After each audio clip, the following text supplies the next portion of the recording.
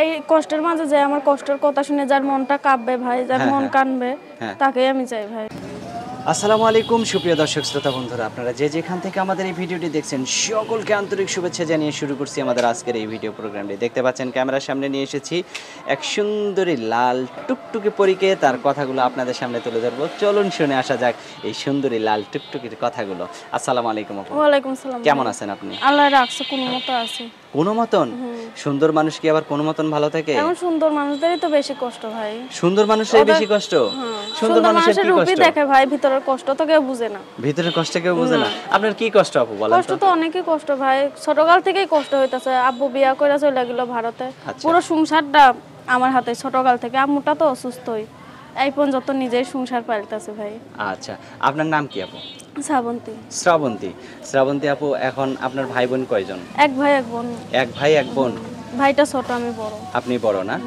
আপনি আপনার সংসারে এখন কে কে আছে? সংসারে আম্মু আছে, ছোট একটা ভাই আছে। আপনারা তিনজন, আপনি সহ তিনজন। আপনি কি কাজ করেন? আমি গার্মেন্টসে চাকরি করি। গার্মেন্টসে চাকরি করেন। সেই টাকা দিয়ে আপনার ভাই সহ, মা সহ, আপনি সহ চলেন। তো আপনার মা কোনো কাজ করতে পারে না? আম্মু অসুস্থ ভাই। তা এখন যদি আপনার বিয়ে হয়ে যায় তাহলে কি হবে? বিয়ে হয়ে গেলে আমার জামাই আম্মুর একটা যেহেতু মেশিন কিনে দিতে পারে, আমার আম্মু ঘরে কি মেশিন? এমনি মেশিন, পায়ের চালাবার মেশিন। মানে যেটা কাপড় বানায় সেটা? হ্যাঁ, ওরকম মা আম্মু কাজ কাম করে করে খাইতে পারবে।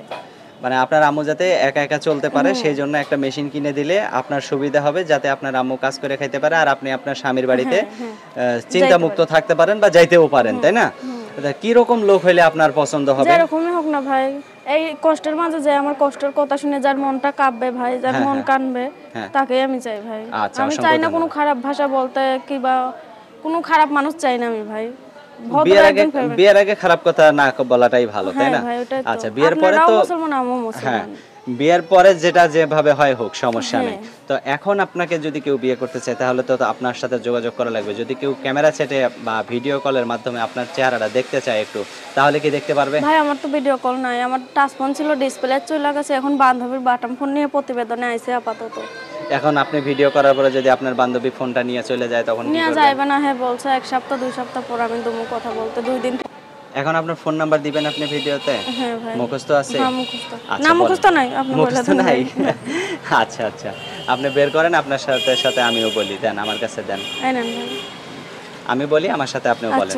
0133 0133 53 53 79 79 66 66 4 4।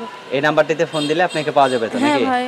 এখন সবাইকে একটা কথা বলার ইচ্ছা আছে, কেউ যদি পারে না আমার একটা মেশিন কিনা দিবেন। আমি যেমন ঘরে বসে কাজ করি, 10 জন পুরুষে যেমন আমার মুখটা না দেখানো লাগে। তোরা আপনারা যদি আমার সত্যিকারের ভালোবাসতে চানবেন না, চাইবেন না তো যে আমার বউর মুখ সবাই দেখো, এরকম তো চাইবেন। হ্যাঁ হ্যাঁ হ্যাঁ, এটা কেউ চাবে না। আর কেউ খারাপ কথা বলবেন না, এটাই। আচ্ছা ঠিক আছে শ্রাবন্তী আপু, ভালো থাকবেন। হ্যাঁ প্রিয় দর্শক, আপনারা ভালো থাকবেন। আজ এই পর্যন্তই। আসসালামু আলাইকুম।